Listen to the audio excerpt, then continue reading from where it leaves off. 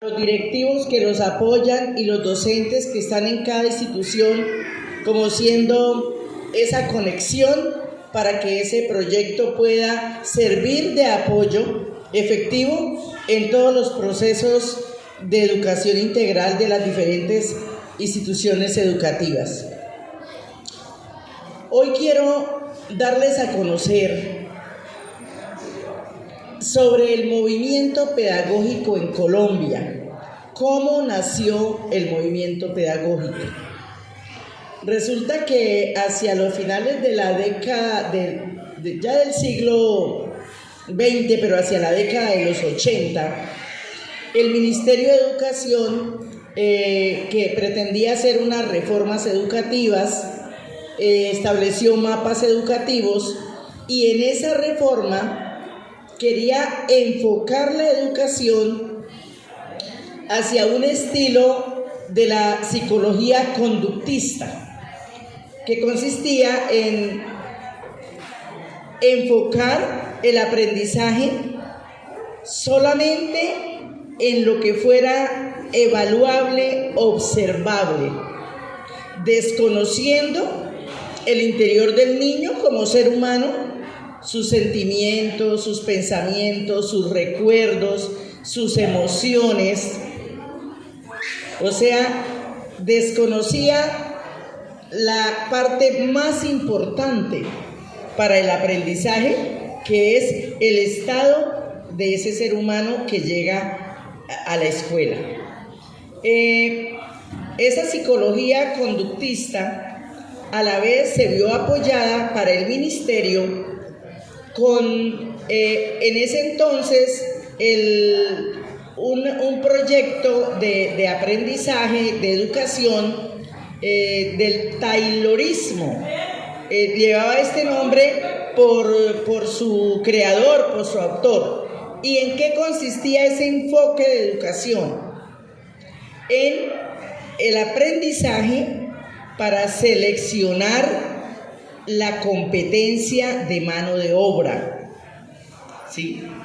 Entonces no había la oportunidad de lo que nosotros como maestros y aglutinados en nuestra Federación Colombiana de Educadores hemos propendido siempre, porque la educación debe incluir el pensamiento crítico, investigativo, científico, que a los niños solamente no los orientemos, no los eduquemos para ir a trabajar con unas máquinas, sino también que él genere ciencia, investigación, que sea la productividad intelectual combinada con las otras escogencias que como seres humanos ellos puedan escoger para su futuro ya como ciudadanos. A raíz de esto, entonces, con esa provocación surgió la contraparte, ¿sí? ¿Cómo así que van a imponer? Y en cierto modo la impusieron, porque fue la pedagogía del transmisionalismo, transmitir conocimientos. Y lastimosamente quedan secuelas de ese tipo de educación, donde a veces se enfoca porque usted en la escuela como maestro rinda, ¿sí?, en los resultados que pide el ministerio, pero no tiene la autonomía como maestro y como el actor principal de la construcción y del apoyo del aprendizaje auténtico para sus estudiantes, como ustedes lo quisieran. En esa confrontación surgió inquietudes y empezaron procesos investigativos respecto al modelo pedagógico ideal y qué se debía hacer. Y fue entonces cuando la Universidad Nacional, la Universidad Pedagógica de Bogotá, la Universidad de Antioquia y la Universidad del Valle, las que iniciaron procesos de construcción hacia la verdadera pedagogía de la educación y quiénes deberían ser los actores de esa pedagogía, si el ministerio desde un escritorio o quienes son los acompañantes y los titulares de la pedagogía, que son los educadores. Surgió entonces esas inquietudes y todo el mundo se puso a trabajar, a investigar, y es cuando surge la creación del movimiento pedagógico colombiano, que fue en el año 1982, y para orgullo de los santanderianos fue en Bucaramanga, ¿sí?, donde se realizó ese congreso que creó el movimiento pedagógico. ¿Qué es el movimiento pedagógico? ¿Qué pretende el movimiento pedagógico si desde 1982 se creó y cumpliendo este año 40 años? Yo quisiera escucharlos a ustedes ahorita, ojalá tuviéramos tiempo para unas inquietudes. Si de verdad ese movimiento pedagógico se ha dado o se ha quedado rezagado, ¿sí? Porque seguimos cumpliendo directrices ministeriales, decretos, lineamientos que en la mayoría de las ocasiones no han dado la participación al magisterio. A raíz de esa creación del movimiento pedagógico, FECODE dejó de luchar ya solo por las reivindicaciones económicas y el bienestar del magisterio en su carrera docente, en las luchas que hemos durante tantos años causado con nuestra movilización, y se incluyó en la lucha de FECODE la pelea por la movilización pedagógica, ¿sí? Revolucionar al magisterio para que el maestro, dentro de su aula, con sus compañeros, en su municipio, en su departamento y en la nación, estemos sincronizados hacia la proyección de un proyecto pedagógico propio del magisterio, resultado de su aprendizaje a través de toda su experiencia como docente. A mi juicio, y como maestra de vieja data y de esos años 80, pienso que el movimiento pedagógico en estos 40 años ha quedado en deuda de promover esas acciones a través de todo el magisterio sindicalizado primeramente, porque lo dirige FECODE, ¿sí?, pero incluir ahí todo el sentir de lo que el maestro quisiera que fuera su escuela, de que el maestro fuera el autor de su proyecto con su comunidad. Entonces queda ese interrogante, y estos 40 años de movimiento pedagógico que se celebraron esta semana en Bogotá dejaron unos retos.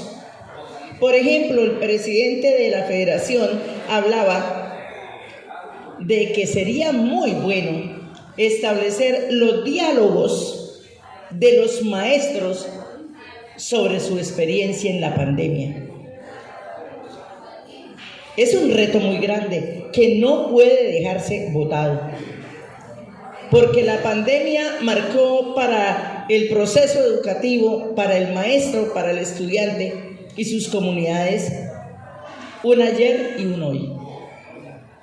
Y nos quedaron unas experiencias que debemos recopilarlas y fundamentar en adelante para mejorar, para tener en cuenta, pero para valorar qué hicieron los maestros en la pandemia, que eso no se ha tenido en cuenta, e invitamos, FECODE invita por favor a que recopilemos, a que escribamos sobre esas experiencias, porque sí las vamos a necesitar y es un propósito de FECODE. ¿Qué contribuyó el movimiento pedagógico?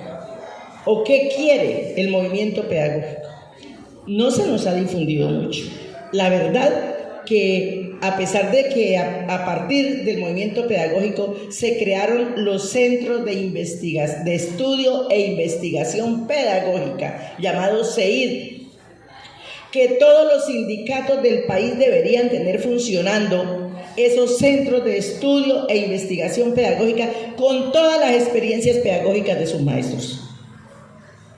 Hemos intentado, hay maestros que hacen llegar sus experiencias pedagógicas, pero en realidad no ha habido, valga la pena reconocerlo, una organización que apunte hacia esa recopilación. Imagínense ustedes esa biblioteca, esa enciclopedia del saber de todas las experiencias de cada uno de nosotros desde que empezamos la labor docente. ¿Qué reclama entonces el magisterio con el movimiento pedagógico, con esa revolución que le hicimos contrapeso al gobierno y que encontramos resistencia? Porque a partir del movimiento pedagógico vino más persecución al magisterio, al que se atreve a ser distinto, al que se atreve a innovar, al que se atreve a aportar desde su experiencia y desde su entorno, que cada entorno es distinto, ¿sí? Y la pluralidad de todo nuestro país en todos los aspectos. Y por eso muchos maestros han sido perseguidos. ¿Y qué ha querido hacer el gobierno? En estos años atrás, del siglo XX y XXI, hacer el control político, pedagógico e ideológico de la educación, excluyendo al que debe ser el centro, que es el niño, pero debe haber un maestro para ese niño. ¿Sí? A raíz del movimiento pedagógico, de la creación del movimiento pedagógico, se realizó el primer foro educativo nacional en defensa de la educación pública. O sea, como una bandera de la Federación Colombiana de Educadores, ¿sí?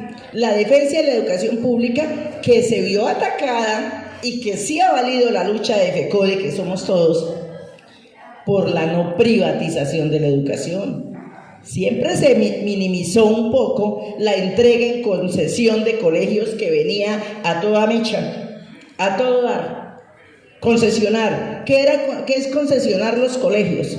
Con la plata del Estado, entregarle a particulares la platica para que la administren, pero no con maestros del sector público. O sea, acabarnos la profesión docente. Es la lucha de FECODE la que detuvo eso, nosotros movilizados en la calle, ¿sí? Entonces, nosotros somos, dentro del movimiento pedagógico, uno de los objetivos es que el maestro sea reconocido intelectualmente como el constructor principal, para bien o para mal, de un niño que llega a sus manos con las ansias de conocer el mundo, ¿sí? Pero de conocer el mundo respetándole su propia autonomía, su propia individualidad, que es una labor muy difícil de realizar, pero que, como siempre lo digo, y es una de mis premisas en mis intervenciones, un maestro integral, ningún salario es completo para él. Y volvemos a la época de la educación griega, grecorromana. Al maestro no se le pagaba, porque el maestro de la época, ¿sí?, se sentía ofendido en recibir una paga con monedas, con dinero, por una profesión que no tiene paga en dinero. Lo recibimos porque la supervivencia, ¿no? Pero si miramos a ustedes como maestros, en toda su lucha día a día, desde que se levantan hasta que llegan a su casa, ahí no hay escalafón que valga para su remuneración. Cuando un maestro puede dormir con la conciencia tranquila de haber hecho su labor con amor. Entonces, el movimiento pedagógico pretende restaurar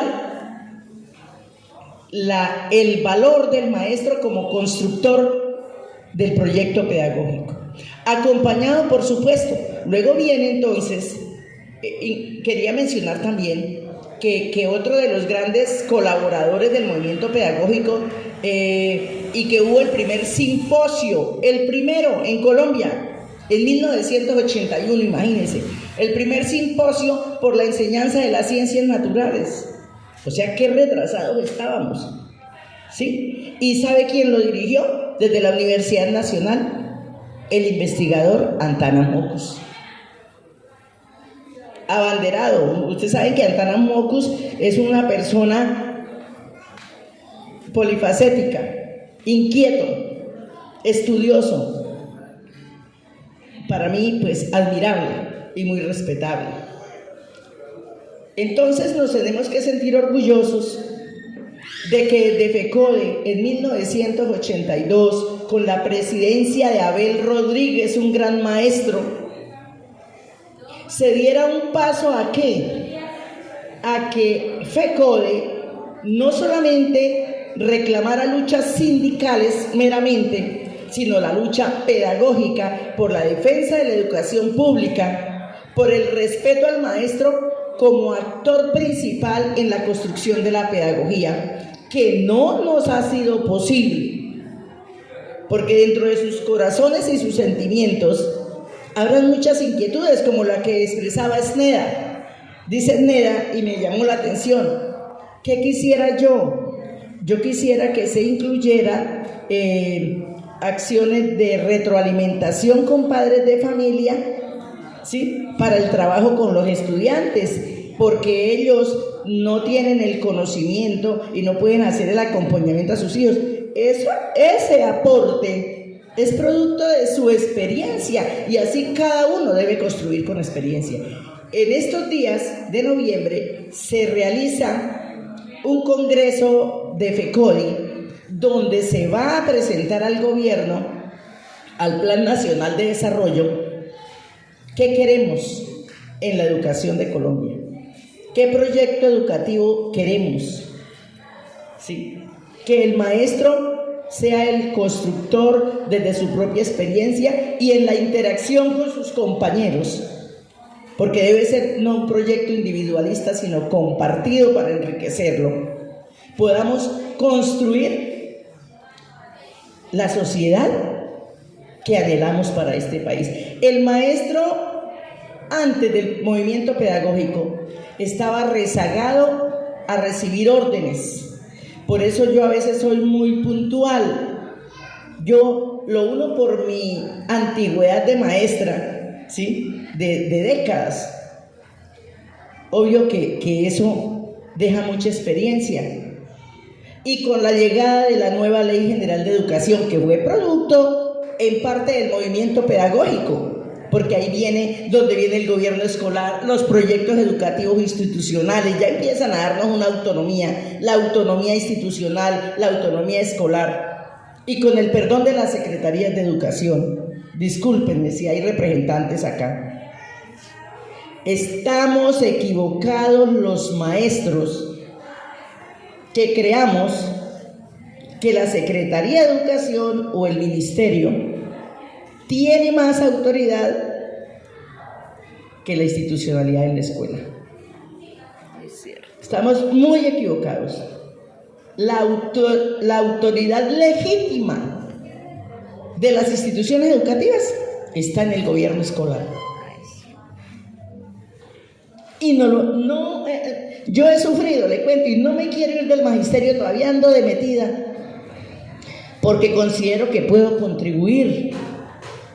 Y queremos, como dijo Carlos Rivas, el presidente de FECODE, ya que nos llegaron estos 15 minuticos, el cuarto de hora con el gobierno del cambio, aspiramos a que en el gobierno del cambio la democracia, el pluralismo, la participación, el respeto por el maestro, por la educación, por las instituciones educativas, sea una realidad. Eso es lo que se está planeando para el plan de desarrollo en materia educativa en este próximo congreso de FECODE, como lo decía el presidente Carlos Rivas, ¿sí? Entonces, por eso yo les insisto, a veces para varios de pronto puede parecer intrusa, pero es lo que yo tengo en mi convicción.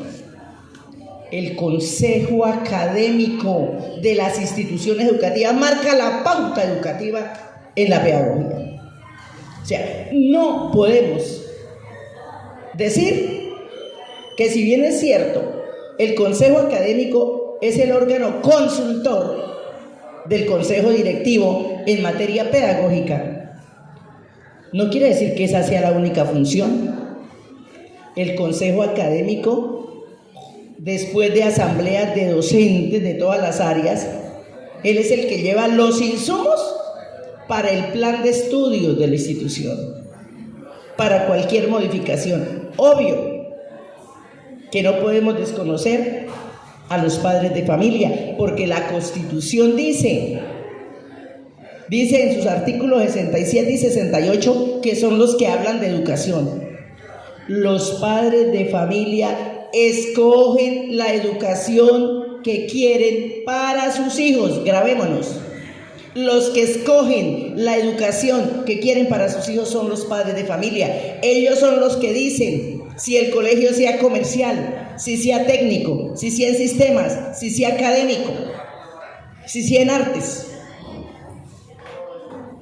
¿Sí? Por eso la importancia del gobierno escolar, del proyecto educativo institucional, que sea pluralista, que no le cerremos la puerta a nadie que quiera llegar al consejo directivo elegido democráticamente, que no seamos consejos directivos nombrados a dedo. Eso no vale, no sirve, porque nos daña el sentido de ese gobierno escolar democrático. Entonces, ¿cuál es el reto del movimiento pedagógico en sus 40 años? Que haya ahora, a partir del gobierno de Gustavo Petro, del gobierno del cambio, del gobierno del diálogo. ¿Qué ejemplo nos está dando Gustavo Petro? Del diálogo, de la paz. Me parece, mire, hoy estoy feliz de escuchar a la FURI. Estoy feliz. O sea, ¿cómo este presidente que tenemos se atreve, y lo está logrando, a que la paz sea posible, a que nos sentemos con el que piensa distinto, con el que hemos tenido discusiones, con el que de pronto nos hemos tratado mal? Oiga, vea, nos equivocamos, construyamos entre todos un país para todos, que haya equidad, que haya... Y la FURI excelente, y admite y dice: no, yo no puedo hacerme a un lado. Si los ganaderos son una parte importantísima del país, de la producción del país, tenemos que estar ahí metidos en pro del país que queremos, un país de paz, de respeto por la vida, de un trabajo digno, que lo vamos a conseguir con el Estatuto del Trabajo. Entonces tenemos un cuarto de hora, y los educadores tenemos que llegar a tener el puesto que nos corresponde, porque hemos estado aislados. Todavía nos tienen aislados. Solo recibimos directrices, circulares, directivas: haga esto. A los rectores no les respetan la semana institucional como ellos la quieran organizar con su comunidad, sino le llega una directiva: que tal día haga esto, que tal día haga esto. No, mire, yo concursé para ser rectora, no pasé. ¿Sabe cuál era mi reto? Porque yo tengo las capacidades y el conocimiento de la ley y la experiencia. Mi reto era atreverme a aplicar la autonomía de la Ley General de Educación, diérame el agua donde me diera.